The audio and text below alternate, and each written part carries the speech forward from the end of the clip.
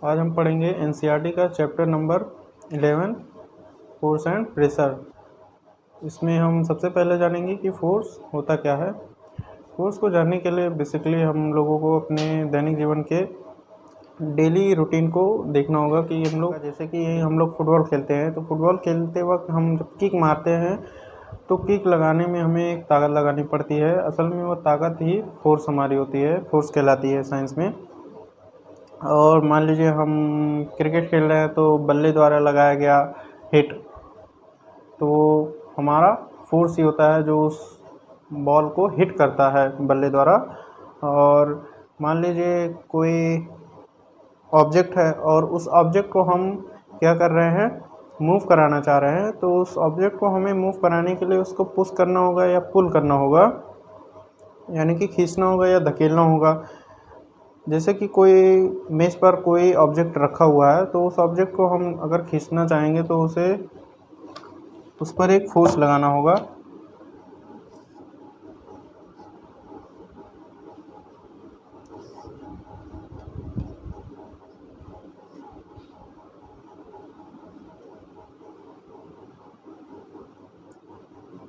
जैसे कि ये एक मेज है और इस पर कोई एक ऑब्जेक्ट है,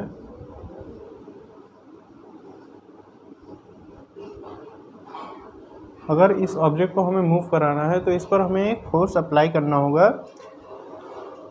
जो इसके भार से ज़्यादा हो। अगर इसका भार mg है, यानी कि वेट इसका mg है, और हम एक फोर्स अप्लाई कर रहे हैं इस डायरेक्शन में, तो ये ऑब्जेक्ट हम क्या कर रहे हैं, इसको पुश कर रहे हैं। तो पुश करने में हमें एक फोर्स की आवश्यकता हो रही है। तो ये ऑब्जेक्ट कब मूव करेगा, जब हमारा फोर्स क्या होगा, ज़्यादा हो जाएगा इसके वेट से, तभी हम इस ऑब्जेक्ट को मूव करा पाएंगे। यानी कि हम कह सकते हैं कि यहाँ हमें ऑब्जेक्ट को मूव कराने के लिए किसी एजेंट की आवश्यकता पड़ रही है, वही एजेंट हमारा फोर्स है। और वो हमारा मूव कराने के लिए क्या होना चाहिए, ज़्यादा होना चाहिए उसके ऑब्जेक्ट के भार से, तभी हमारा ऑब्जेक्ट मूव कर पाएगा।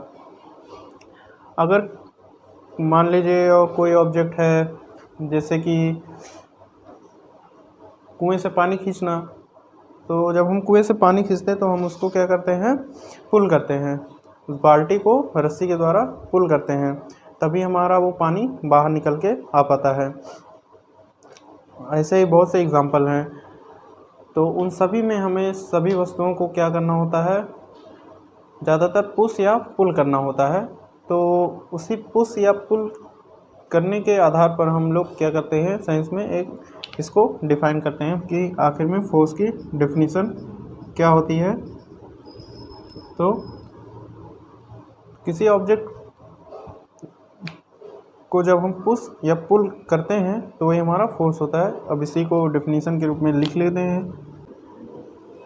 ए पुश और पुल exerted by an object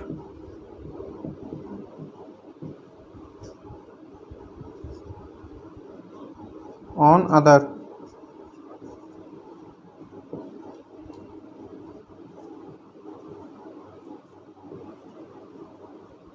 is known as force। बस डेफिनीशन ख़त्म।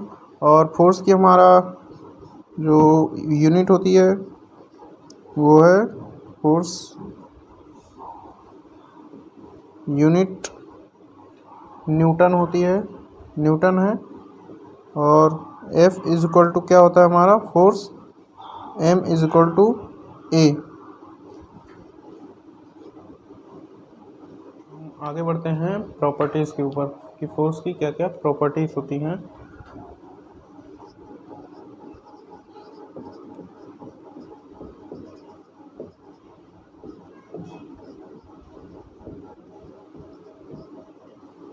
प्रॉपर्टीज़ ऑफ फोर्सेस, इसमें पहला है कि जब हम किसी ऑब्जेक्ट पर फोर्स अप्लाई करते हैं तो उसका जो मोशन होता है वो चेंज हो जाता है। अगर वो रेस्ट में है तो वो मूव करने लगेगा, अगर मूव में है मूविंग ऑब्जेक्ट है, अगर हम फोर्स अप्लाई करेंगे तो फिर भी मूव करेगा, बट वो और तेज मूव करने लगेगा। तो लिख लेते हैं इसकी प्रॉपर्टी क्या है।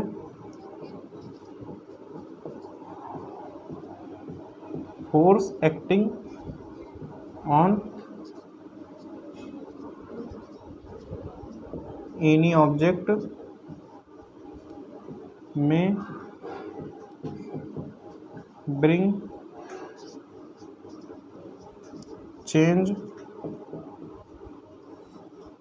in its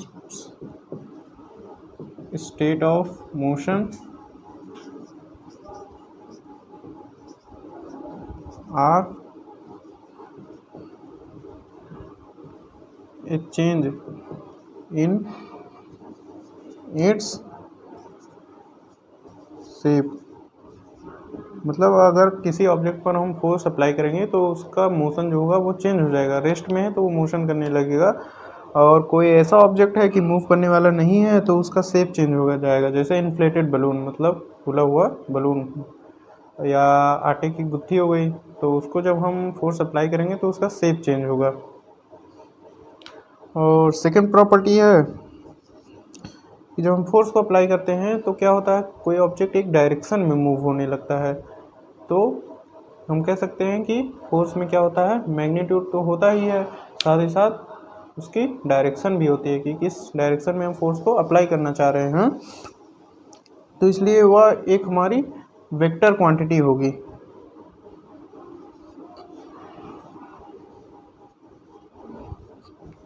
force has both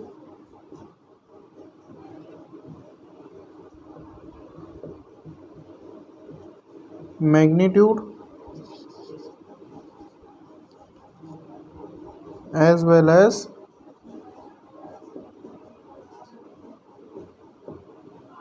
direction. अब इसमें मैग्नीट्यूड भी है और डायरेक्शन भी है, तो जब किसी भी क्वांटिटी में हम मैग्नीट्यूड और डायरेक्शन पा जाते हैं तो हम कह सकते हैं कि वो क्या है, हमारी क्वांटिटी एक वेक्टर क्वांटिटी है। इसलिए हमारा फोर्स क्या होगा, एक वेक्टर क्वांटिटी होगा। हम पढ़ने चल रहे हैं टाइप ऑफ फोर्सेस। अब टाइप ऑफ फोर्सेस में हम लोग 4 तरह के फोर्सेस को पढ़ेंगे, जिसमें पहला है बैलेंस, सेकंड है अनबैलेंस्ड, और थर्ड है कांटेक्ट, और चौथा है नॉन कांटेक्ट। तो पहले हम जानते हैं बैलेंस फोर्स क्या होता है। तो बैलेंस फोर्स को समझने के लिए देखते हैं कि हमारा एक मेज है, उस पर कोई ऑब्जेक्ट है रखा हुआ है जिसका वेट है mg। ये इस ऑब्जेक्ट का वेट है, ये इस ऑब्जेक्ट का वेट है। तो ये बैलेंस कब कहलाएगा फोर्स, हम मान लीजिए हम कोई इस डायरेक्शन में एक फोर्स लगा रहे हैं, तो ये फोर्स हमारा जो होगा वो बैलेंस कब होगा, जब ये फोर्स इस ऑब्जेक्ट को मूव नहीं करा पाएगा, यानी कि ये ऑब्जेक्ट यहीं रहेगा, कहीं जाएगा नहीं, मूव नहीं करेगा, यानी कि या तो फोर्स हमारा इस वेट से कम हो या तो उसी के बराबर हो, तो वो ऑब्जेक्ट वहीं रहेगा, यानी कि ये ऑब्जेक्ट हमारा कैसा है, बैलेंस्ड है, मेज पर हमारा बैलेंस्ड है। इसलिए हम इस फोर्स को क्या कहेंगे, बैलेंस्ड फोर्स। हमारा इसके लिए F इज लेस देन या बराबर होना चाहिए mg के, बैलेंस के लिए।